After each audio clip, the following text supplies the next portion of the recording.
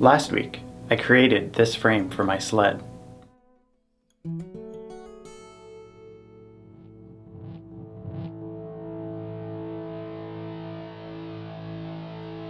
The next thing to do was to do some of the woodwork for this frame. I found some pieces of cherry in my dad's barn that would work, and I planed these down to about 1 inch thick. I didn't have quite enough, but it was enough to do the handlebar as well as the 2 1x1s that run along the side of the decking. This table saw is not the best, but as I always say, you gotta work with what you have.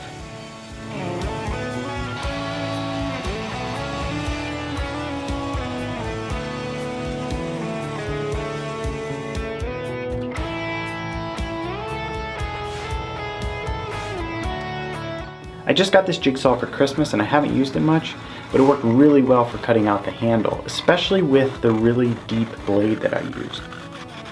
If you're at all familiar with a jigsaw, if you use a really thin blade, a normal blade, it just walks around and it's really difficult to get a straight cut. Next I took some thin aluminum, I think it's about 1/16 of an inch thick, and I cut this out for 2 plates that go on the top and bottom of the handlebar. This would both strengthen the wood as well as form a base for it to pivot on.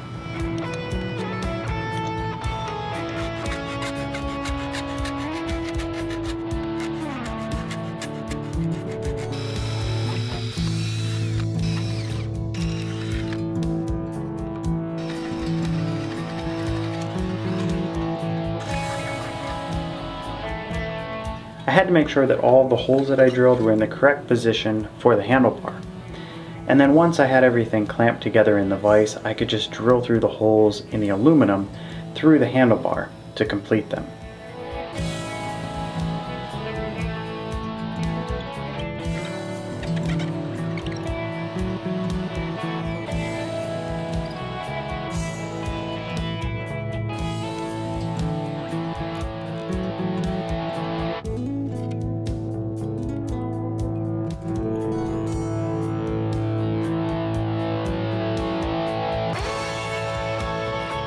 At the front of the handlebar, I had to drill angled holes for the rods that hold the tie rods for the steering.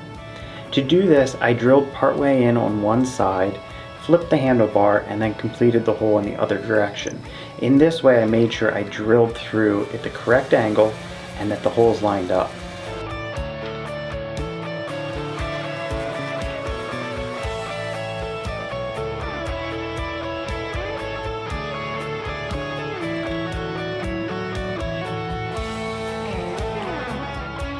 I used a 1/4 inch roundover bit to round over all of the rails as well as the edges of the handlebar.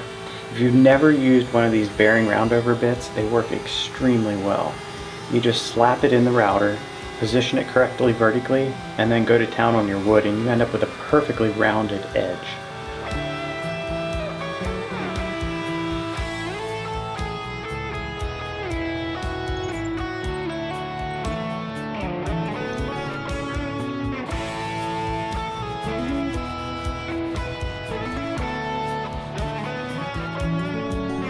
For the handlebar, once again I used a shoulder bolt. This allowed it to pivot back and forth without having to worry about clamping that bolt down too tight.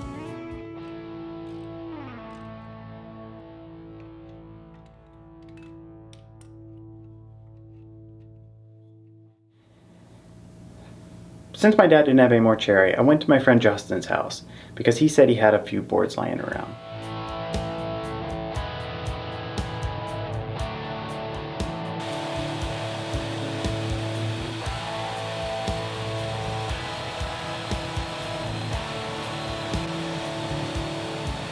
We found one that we liked and ran it through his table saw to get it down to width. Then we tipped the board on end, put the blade up as high as we could, and spliced it right in half. This way we could get 2 boards that were about 3/8 of an inch thick.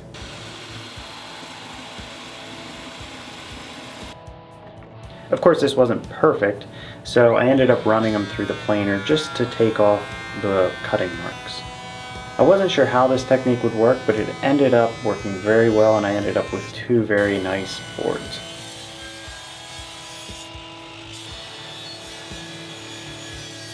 I angled the front and back of these boards, and then proceeded to drill some holes for mounting to the frame.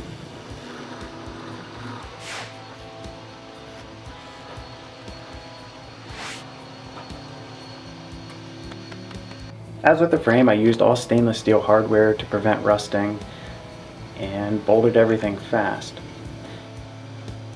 My friend also had some skis laying around, some nice side cut skis that were the perfect length. So I set the frame on them and began to mark the holes for where I would mount to the skis. I saw somebody use this technique a little while back where they would wrap a piece of tape around the drill bit to the depth that they want to drill. And then you drill the hole down to that depth.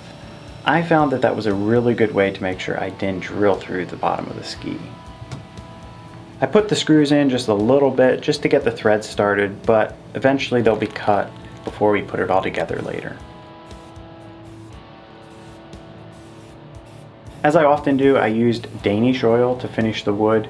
I thought about polying it, but I think for something that's going to be exposed to the weather, an oil is actually really good. If it wears out, I can always apply more later on.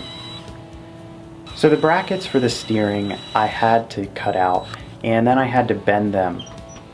I had to bend these myself because it's hard to find a U-channel or box tube that would have a leg length that's long enough. I used a relatively soft aluminum, that way it could bend without cracking.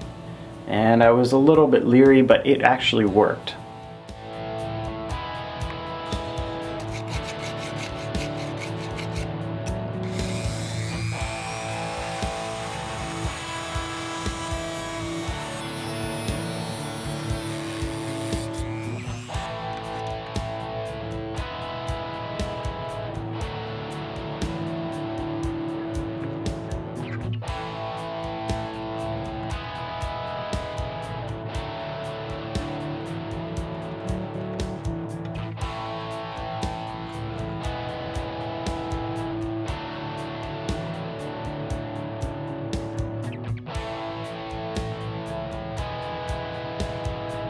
Since I only use nylon lock nuts on some of the nuts, I applied the red Loctite to a lot of the threads for the regular nuts. I'm sure you're wondering why I angled the bolts that hold the tie rods. The reason I did this was to allow the tie rods to be on the same angle as the suspension. This would prevent any sort of bump steer, which would be tipping of the skis when you go over bumps. In theory, I ended up changing this around in the future, but the idea was pretty solid.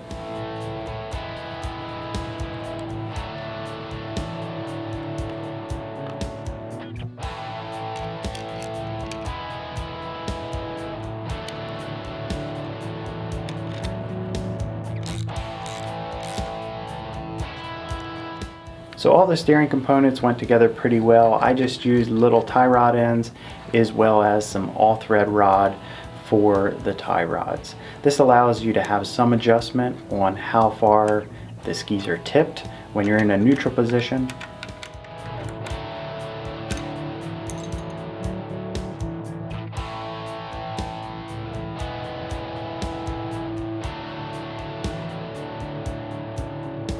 Since I've been wanting to build this thing for 2 years, as soon as I got it done, I had to test it. And you guys will see that next week. So I've taken this out on mountains from here in Pennsylvania to up in Vermont, and I have a huge stack of footage that I'll just push your way. So in the meantime, you can do all the YouTube-y things like subscribe, like, comment, hit bell icons, things like that. And I will see you next time. That's it.